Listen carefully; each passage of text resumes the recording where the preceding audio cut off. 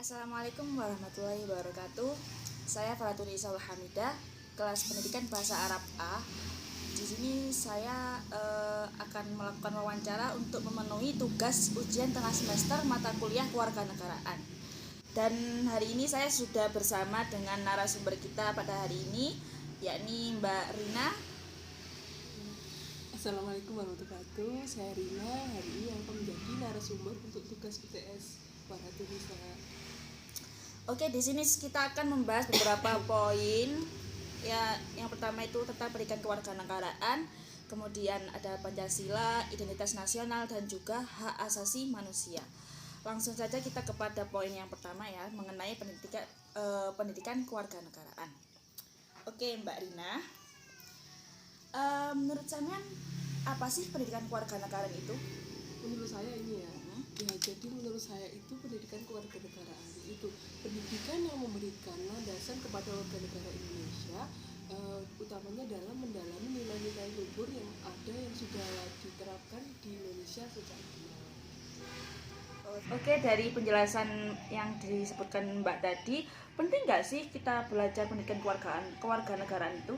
Ya, jadi menurut saya pendidikan kewarganegaraan ini penting. Kenapa sih kok penting? Karena menurut saya ini pendidikan kewarganegaraan ini sudah menjadi kebutuhan dasar, apalagi untuk generasi muda dalam menghadapi era globalisasi yang kadang bisa menghilangkan nilai-nilai luhur. Jadi menurut saya penting untuk generasi muda untuk menjadi perisai seperti itu.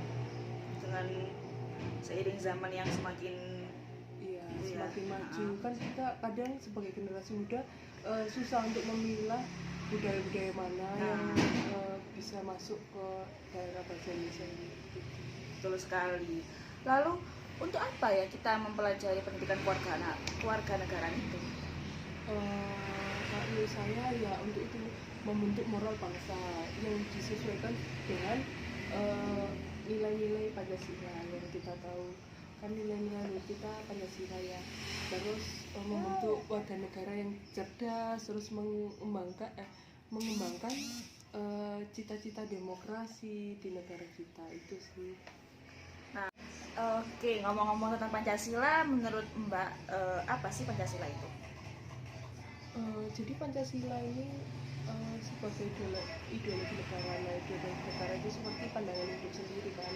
Jadi pandangan hidup di mana dijadikan sebagai pedoman bahasa Indonesia untuk rakyat Indonesia dalam menjalani kehidupan yang dalam sehari-hari. Nah, kalau seperti itu apa Pancasila itu perlu dipertahankan atau dibiarkan gitu aja? Ya, balik lagi ke pengertian tadi ya, sebagai pedoman. Jadi pedoman yang dimana sudah menjadi pandangan hidup bangsa Indonesia, jadi menjadi kesatuan utuh yang tidak bisa dipisahkan satu sama lain. Jadi menurut saya Gak bisa dipisahkan ya Pancasila sama warga negara Indonesia itu. Oke, lalu masyarakat Indonesia sendiri kan apa sudah mengaplikasikan nilai-nilai Pancasila atau mereka itu belum atau mengabaikan nilai-nilai Pancasila? Oh, jadi Pancasila ini kan tadi dibuat ada karena sudah menjadi nilai-nilai luhur. Jadi sudah diaplikasikan ke masyarakat Indonesia.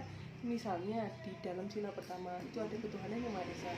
Jadi itu contohnya misal kan di Indonesia sudah banyak agama dan saling toleransi. Jadi tiap-tiap warga dibebaskan untuk memeluk agamanya masing-masing. Itu salah satu contoh dari pengaplikasian nilai-nilai Pancasila. Setelah kita membahas tentang pendidikan kewarganegaraan, terus tujuan pendidikan kewarganegaraan, kemudian kita sudah juga menyinggung tentang Pancasila dan pengaplikasian nilai-nilai Pancasila, maka kita beralih ke topik selanjutnya, yakni identitas nasional. Nah, menurut Mbak di sini ya, apa sih pendidikan identitas nasional itu?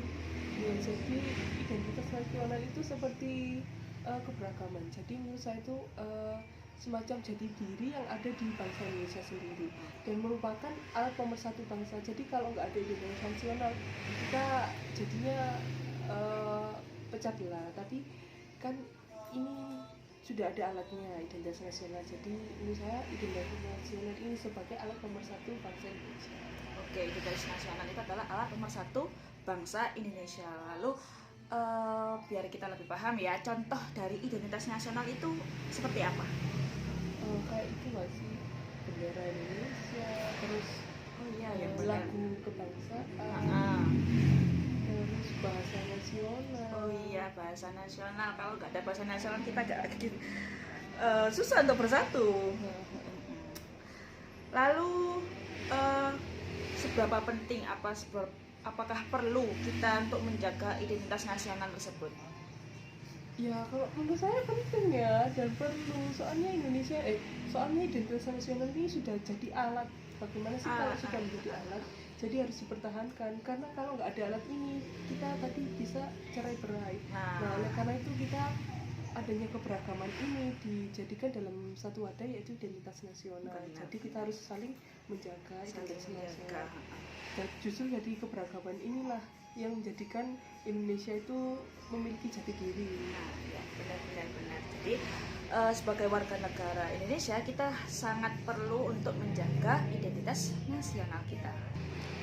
Oke, kita lanjut ke poin berikutnya, yakni tentang demokrasi. Demokrasi sendiri itu pengertiannya seperti apa ya, Mbak? Kalau setelah saya pelajari dari materi-materi yang sebelumnya, jadi demokrasi itu bentuk pemerintahan di mana semua warga negaranya memiliki hak yang setara dalam pengambilan keputusan, yang dapat warga negara itu berpartisipasi baik secara langsung ataupun melalui perwakilan. Seperti itu. Jadi sistem pemerintahan di Indonesia itu adalah demokrasi gitu ya, Mbak ya. Kemudian menurut Mbak, bagaimana sih pelaksanaan demokrasi sendiri di Indonesia itu? Ya sebenarnya kalau dibilang pelaksanaannya ya lebih mungkin ke saran aja sih ya. Soalnya gini, demokrasi kan memang bentuk pemerintahan yang paling bagus ya, apalagi diberlakukan di Indonesia karena misalnya cocok ya sudah. Tapi pada kenyataannya demokrasi di Indonesia ini menurut saya masih terlalu meremehkan golongan rakyat yang kecil. Jadi kesannya demokrasi ini belum maksimal karena masih menguntungkan golongan-golongan tertentu. Jadi rakyat kecil itu disepelekan gitu ya. Iya betul sekali.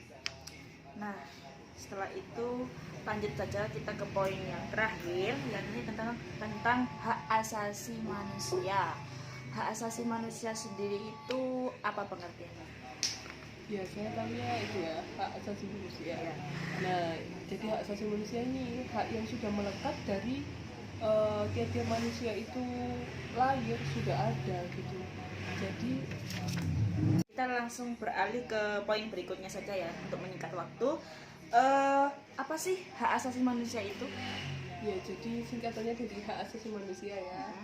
Kita tahu sendiri, jadi hak yang melekat pada tiap-tiap individu sejak individu itu lahir. Jadi berlakunya itu dimanapun, kapanpun, dan siapapun sudah memiliki hak asasi manusia sejak lahir. Jadi melekat, tidak bisa dipisahkan dari individu tersebut.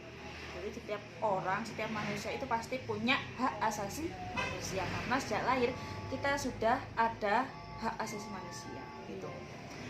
Kemudian apakah warga Indonesia itu sudah menjaga dan menghormati hak asasi manusia antar satu sama lain? Kalau menurut saya sudah mulai menerapkan, karena Indonesia sendiri sudah memiliki Pancasila. Nah di dalam sila-sila, nilai-nilai sila-sila itu sendiri sudah ada tentang hak asasi manusia seperti keadilan sosial bagi seluruh Indonesia. Itu sudah membahas tentang keadilan begitu.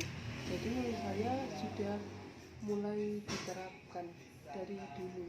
Dari dulu diterapkan ada hak asasi manusia di warga Indonesia. Oke, baik. Dari tadi sudah banyak yang kita bahas, mulai dari pendidikan kewarganegaraan, terus Pancasila, demokrasi, hak asasi manusia, identitas nasional. Nah, kita tarik kesimpulan saja ya. Beberapa poin yang kita perlu ketahui, yakni yang pertama pendidikan kewarganegaraan itu memang sangat penting untuk dipelajari karena itu menjadi suatu kebutuhan yang mendasar bagi warga negara Indonesia sendiri. Kemudian Pancasila itu sebagai pedoman hidup untuk bangsa Indonesia dan bernegara. Jadi tidak bisa dipisahkan antara warga negara Indonesia dan juga Pancasila karena sudah menjadi satu kesatuan yang tidak bisa dipisahkan. Kemudian identitas nasional itu adalah jati diri bangsa Indonesia tersebut, alat pemersatu bangsa, dimana kalau kita tidak mempunyai identitas nasional maka bangsa Indonesia ini akan bercerai karena banyaknya perbedaan. Kemudian demokrasi adalah bentuk pemerintahan yang sudah berlaku sejak dahulu di Indonesia. Nah, yang terakhir hak asasi manusia itu adalah hak setiap manusia yang sudah ada sejak dirinya dilahirkan di dunia ini. Mungkin itu saja yang bisa kita tarik kesimpulannya. Sekian dulu dari kami. Saya ucapkan terima kasih kepada narasumber hari ini, Mbak Maulidina Rina. Terima kasih karena sudah meluangkan waktunya untuk membantu saya dalam mengerjakan tugas ujian tengah semester kali ini. Kurang lebihnya dari kami pamit undur diri. Wassalamualaikum warahmatullahi wabarakatuh.